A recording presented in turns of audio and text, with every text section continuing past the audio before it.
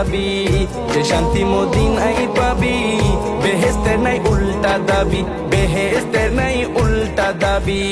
লামকামের সুবাসেতে, লামকামের সুবাসেতে বাড়াবে ইজ্জত।